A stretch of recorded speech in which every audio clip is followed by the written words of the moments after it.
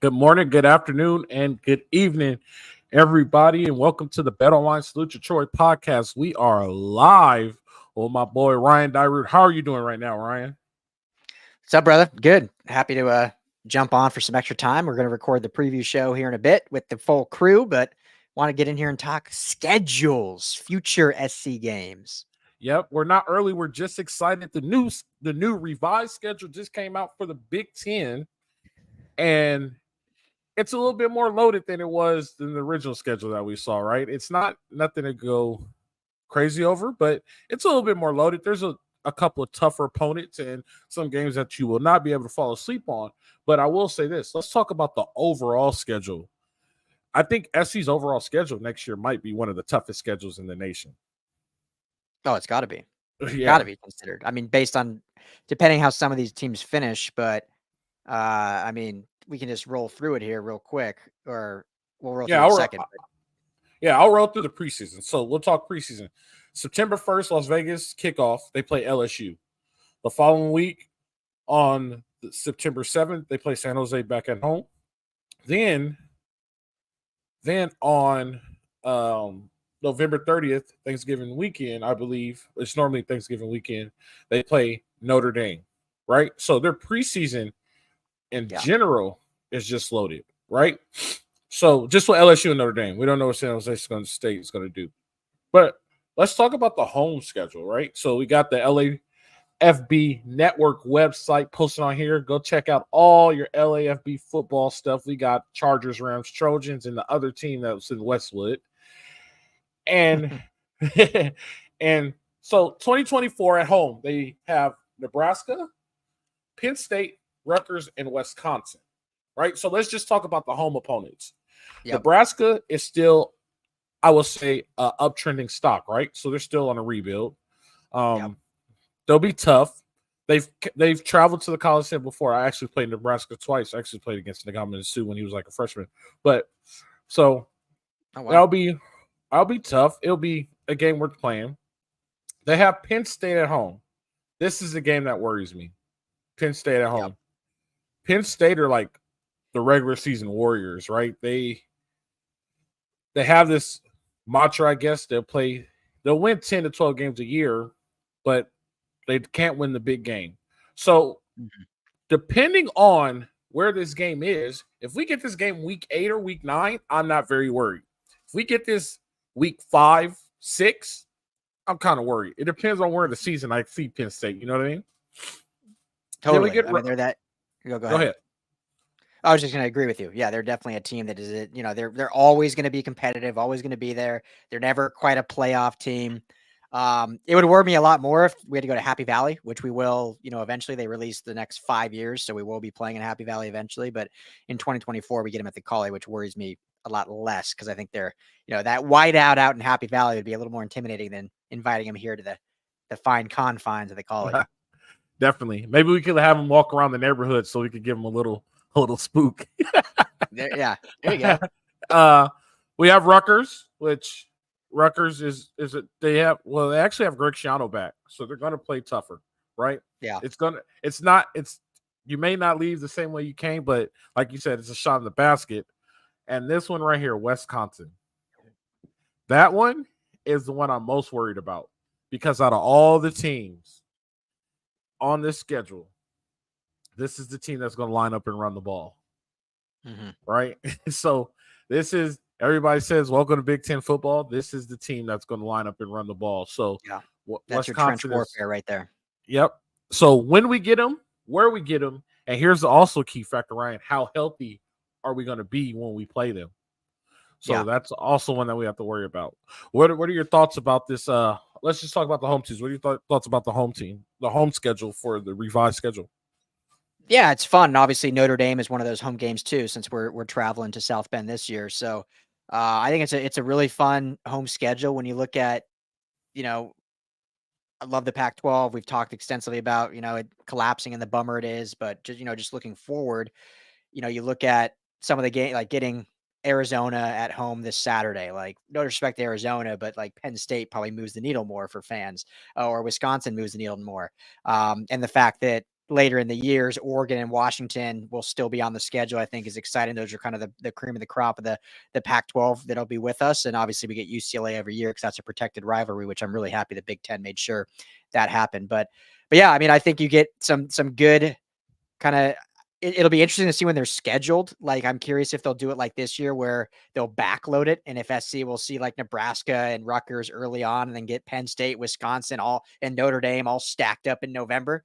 That'll obviously change some decisions and how we kind of preview stuff, but it's a fun home schedule, Alfred. And, I'm excited to see the Call packed for a lot of these games. We'll probably see some travel, those Big Ten programs and fans travel really well. And so I wouldn't be shocked to see a Wisconsin game with a lot of Wisconsin fans probably won't see a lot of Rutgers fans, but Wisconsin and Penn State will certainly see some people Nebraska out here in Los too. Angeles. Nebraska travels well also. Yeah, absolutely. So, should be a lot of fun. I have a recruiting question, but let's get through the schedule first and we can end with that for this. I will say this real quick. Just think about how great it is that you get to see USC and Penn State in the Coliseum. USC and Penn State and Happy Valley. Only in the Rose Bowl would you ever see that before? Yeah, definitely. Or like Wisconsin and USC in the Coliseum. That's like a classic game, but now it's a regular season game. That's one of the greatest things. So moving on, the away games. They go to Maryland, right? They go to Maryland. Sorry, they go to Maryland. They go to Ann Arbor. They go to Minnesota. They go to Minnesota. They go to Seattle, and then they play at the Rose Bowl. So Maryland, tough team, right? They're going to play you hard. I don't think they have the quality of talent to match guy for guy with SC, but they'll play you hard. Michigan, there's your classic. They had to give you an instant classic the first year, and there's your instant classic the first year, right? Minnesota, PJ Fleck does a good job, but they're a competitive team. I'm not too worried about them. This is a team you need to show up and play, or you'll look up and it'll be fourth quarter and you lose the game. Washington, I'm not going to make a decision on Washington yet until I see Washington next year because they're getting rid of their quarterback, right? They're getting rid of all their star guys. So I'm not going to make the decision on Washington yet until next year when we see what they do and how they focus. And UCLA, the battle for Victory Bell will always be the battle of Victory Bell. In my opinion, one of the greatest rivalries in football. Growing up with it, knowing it, like one of the greatest rivalries in football. So that will be a good one. The travel's not too bad, Ryan. They have to go to the East Coast. I'm okay with going to Maryland. You leave Wednesday night, you get out there. I'm okay with Maryland. Michigan will be a good game. Michigan's not too bad. If you go to South Bend, if you go to South Bend, then you could go to Michigan, right? There's no big deal with that one. Minnesota's not too bad. That's about the same thing. Seattle's 2 hours, and UCLA is a bus ride away down to 210. So overall, the schedule is a tough schedule in name and in numbers and in roster, right? But as far as the conference schedule, I'm not too worried. Like, it's not like, oh my God, like, what are we going to do? Now, if you would have threw Penn State, Ohio State, maybe Michigan, Penn State, Ohio State, Michigan, and probably one of like a Wisconsin in the same year, we got to talk. You know what I mean? Like, but the fact that we get to see Michigan and USC in the big house, that's great. The fact that we get to see Penn State and USC in the Coliseum, that's also great. Like, I think the Big Ten did a very good job setting up the schedule. I think it's really balanced. It's not overcomplicated. It's not very easy. There's enough talent in there to make it a successful season for SC next year. What do you think? What I like about it, and in reality, it is hard in the sense that all the teams you name, the only one they're not playing is Ohio State because they get Wisconsin, they get Penn State, they get Michigan. But what I like, there's two things I really like about it. One, I think they get eased into the travel, as you kind of alluded to, like only one East Coast game with Maryland. I know Michigan's on East Coast time zone, but it's a 3-hour flight.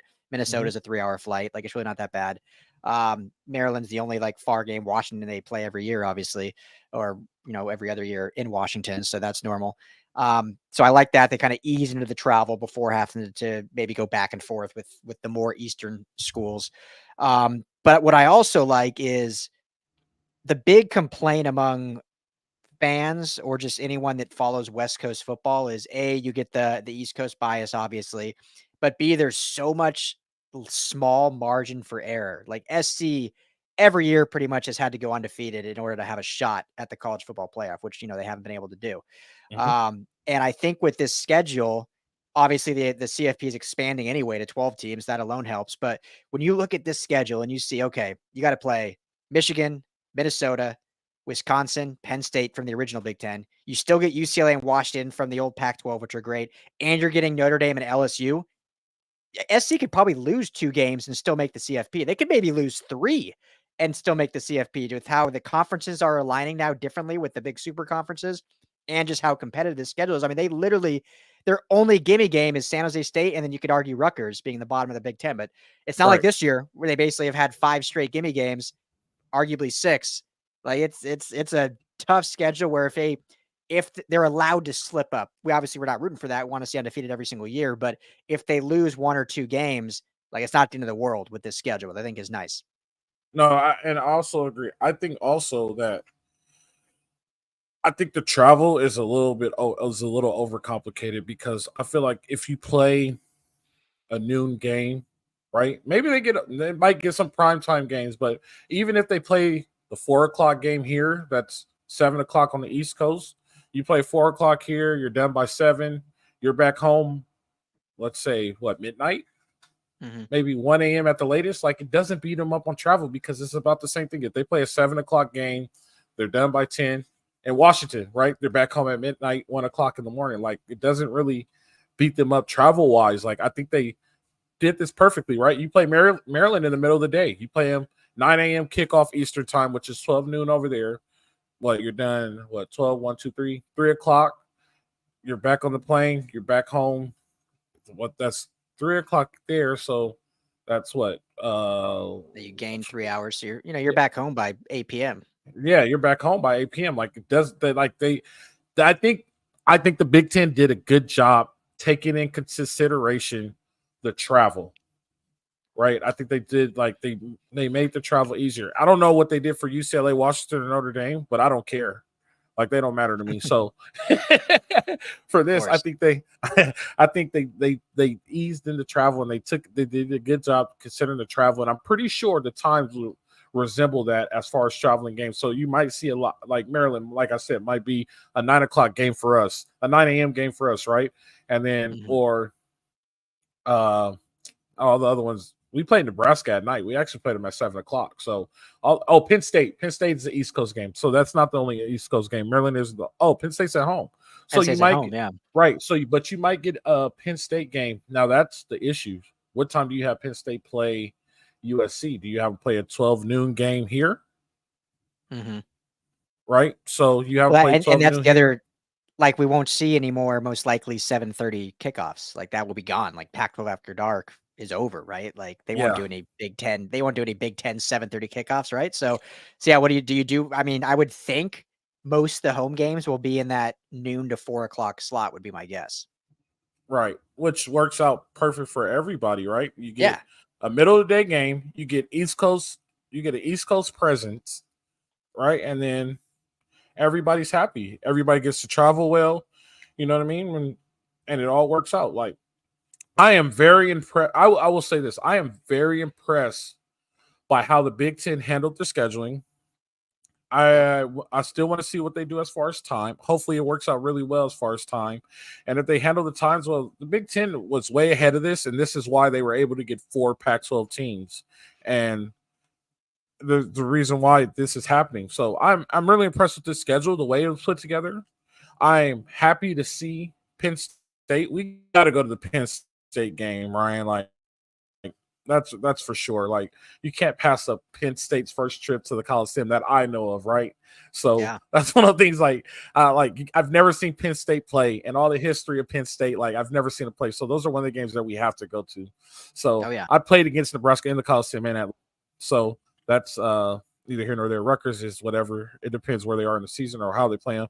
Wisconsin would be a good game to go to also. So, like, there's a couple of good games. Of course, we'll be at the UCLA game, but there's a couple of games that's worth going to just off the base of the team. Like, this is like a historical value in this schedule. I think they should have just put Ohio State in there. Now that you're thinking about it, like, just do it. Like, you know what I mean? Well, they get when do they first time they see? They don't get Ohio State until 2026. Yeah. Yeah. At home, at the Collie. Uh-huh. So The last point, Alfred, and we can keep this somewhat brief, but I think personally this is a little overblown, but I think it's worth at least mentioning is, no times have been released, but obviously no dates either. And, if you got to play in Minnesota in late November, I mean, that's a different cold than Washington in November. Because I know in the Pac-12, Washington gets cold, Oregon gets cold. You get still cold in the Pac-12. Obviously, you don't in LA really or Arizona's, but a Minnesota November, a Michigan November. Obviously not next year, but if they do have to eventually travel to Penn State in November. So that'll be the other thing they look at is like, do we get those teams early on where it's still nice and beautiful, or are we going to get some true late November games out there with some snow and some raunchy weather? So I think it's overblown. These are, I know they're kids technically, but they're grown men. You got to play wherever, but something to at least think about. I will tell you this. I played when I was coaching. We played a game in Spearfish, South Dakota against Black Hills State University, right? Mm-hmm. And when we played that game, we got 4 inches of snow. Yep. And I'm like, oh, man, this is going to suck. This is going to be bad. But moving up and down the sideline and going the whole time, didn't even notice until like halftime. I was like, oh, it's cold. Like, I forgot it was cold out here. And like the players who played, they were like, it wasn't really a big deal for them. You know what I mean? Yep. So, and this is USC. They're going to have enough equipment and enough things to make sure they're prepared to be in a cold weather game. Like, it won't be like, oh, we don't have any parkas or we don't have any heaters. Like, I feel like they'll be prepared for that situation.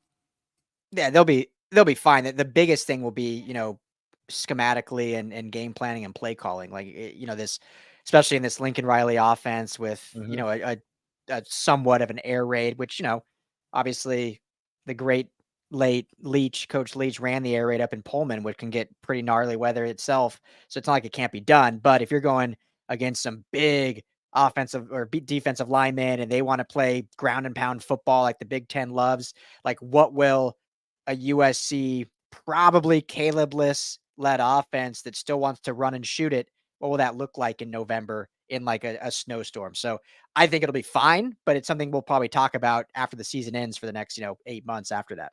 Yeah, definitely. No, 100%. But overall, Ryan, I should say, I can't wait. I want to mention this though. 2027, we're winning the national championship. I just want to let you know that. We play UNLV, Nevada, Illinois, Indiana, Minnesota, Wisconsin, UCLA, and we play Iowa, Maryland, Ohio State, and Washington.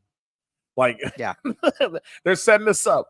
I appreciate it, Big Ten. That's a good one right there. So they get to go to the Children's Hospital. That'll be a good game too. But yeah, definitely overall, Ryan, I am very, very, very impressed with how the Big Ten handled the scheduling, what they did as far as scheduling wise. They considered travel restrictions and all those things, and they did a good job. My hats off to the scheduling department of the Big Ten and the Big Ten commissioner. Like, I'm really impressed. I'm excited for this. I'm not worried about it or anything. Like, I'm excited for this. I don't think UCLA got done wrong or they took care. Not say UCLA. I'm so sorry, you guys. I don't think USC got done wrong or they only took care of USC. I think they did a good job and they put the schedule right. I think they got it right. I'm impressed. So far, my hats off to our new conference. Yeah, absolutely. And it could have been very complicated or probably was complicated, but they call it the Flex Protect Plus model, which it's a mix of protected opponents. So similar to like USC, UCLA, and then a rotating opponents for universities. So each school plays a total of 9 games in conference, and they play every school at least twice in a 5-year span. So it's like they really got it down to a science of how they're going to do everything and have each team play each other, plus have those regional and historical rivalries salvage. So love it. I'm excited. It's gonna be fun. Yeah, definitely. Yep. I'm excited. It's going to be fun, and we're definitely, for sure, we're going to the Penn State game. I don't know how we're going to get it done, but we're going to the Penn State game. Oh, well, we'll be there. It's here. It's in LA, so that's an easy one. Yeah. Before we end, let's just answer this, and because I wanted to talk quickly about recruiting. So Cam Life says the cold is real. It'll be an adjustment for a lot of Cali players, it's actually good that Lincoln Riley will be recruiting nationally because of the cold game is 50 degrees for some players. 30 is real. This is I've said this a bunch, but it was kind of before me and you started doing Salute to Troy every single week.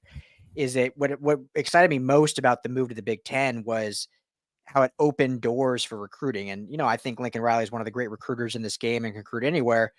But, Southern California has such a bevy of talent.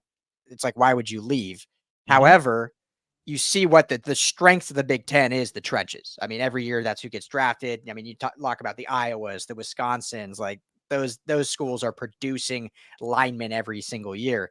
And so now you get the SC in here and you get, you grew up in Nebraska, you grew up in Wisconsin. Well, your family can still see you in the Midwest because we travel there, but why don't you come live in sunny SoCal now? And so I think it's just going to allow SC to bring in these super talented offensive linemen and defensive linemen that they maybe didn't have the opportunity before because a lot of those guys are so homegrown, want to stay close to home. But it's like, well, hey, you're going to get 4 games in the Midwest now.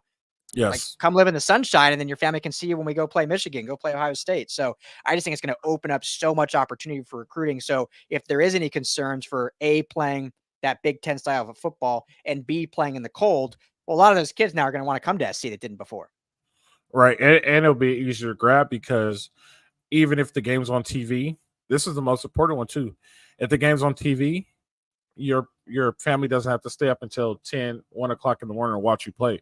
They could legit watch you during primetime TV. So that also is the thing about the code. Like, everybody talks about the code. And until USC goes to Indiana in November. No, I'm sorry, in October, right? And that's like a different code. You know what I mean? Like, it is what it is, right? Like, you can't go out there and worry about the weather. Like, you just go out there and play football. Like, we can't use it. We can't set that precedence as an excuse right now, saying, "Oh, it was cold, that's why we lost." Let's eliminate that excuse right now. Like, let's be ready to play. We know it's going to be cold. We just got to put the players in the best situation possible and get them ready to play. If you're, and I promise this will be the last thing, and then we can go because we got to record our actual, not actual, but our preview show here for Arizona. I'm setting up my whiteboard right now as we talk. Love it. So obviously you're a coach, and I played high school ball. I played in Colorado. It got cold as hell out there in November for, I remember being in semifinals, and it was like a 3-degree game or something, and I didn't play much. So I was freezing my ass off on the sidelines. But guys that playing, you stay loose. But in your opinion, and this will be the last thing we say on it, but you're practicing all week in SoCal. November, we get, we temperatures drop, but hey, November, you're still seeing nice 60-degree weather. I think it is overblown. However, when you practice all week in that, and then you show up to Happy Valley and it's 3 degrees, do you think this will be one of those adjustments that Lincoln Riley and the staff will make where, hey, we got to get out there by Wednesday and we got to have 2 days of practice out there? Because if you just show up Friday night for a Saturday morning game, that might be a little shock to your system. And so what would you do as a coach? Would you change your travel plans, or do you kind of just say, hey, nut up, let's go get it? Normally when you play in a different time zone, you leave let's walk through like Thursday. You leave on Thursday. So okay. Like when we play like Notre Dame, Nebraska, Arkansas, everybody who was in a different time zone, we left on Thursday, and then we had our walkthrough out there on Friday, and then we played. So like we spent like a day and a half out there to get adjusted to the time zone. So I think one day will be good enough to adjust to the code.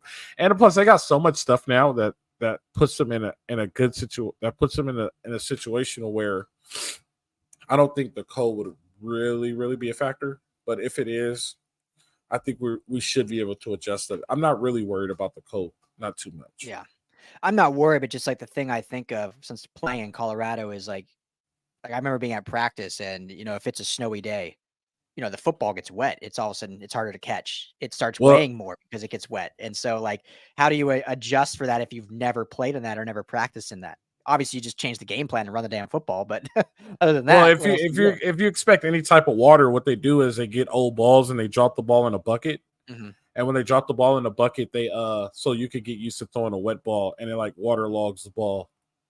Yeah. So what's funny too is most of these, probably all of them, these big programs, Michigan, Penn State, like they probably all practice indoors when it's bad weather anyway. Right. So it's not a whole lot different. They're not out. They're not out. That's why they're not out in the blizzard practicing. They're indoors. They're in their facility practicing. Yeah, that's why I'm not too worried about it. The weather, I will not use the weather as an excuse. You can mark it here right now. Weather's not an excuse. You just got to go and play the sport. So what are they going to do? It's cold, so you can't get drafted to any team on the East Coast. You can only get drafted to teams Texas West. Like, come on, guys. Like, that's it. Right. So I'm not going to use that as an excuse. So that one I'm not too worried about. Sweet. Definitely. Well, I got nothing all right.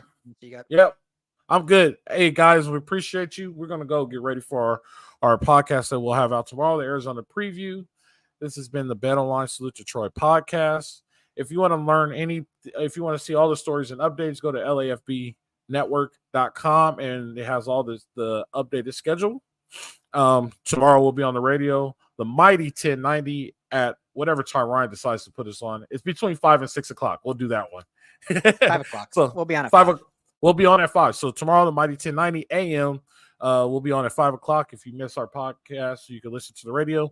We appreciate you guys. Thank you guys for tuning in. I'm excited, Ryan. 2024 is already looking good. Maybe I'll hit the Powerball this weekend and I'll be set, right? Ooh, weird about numbers, and we failed last night. So there you go. Throw it again. All right.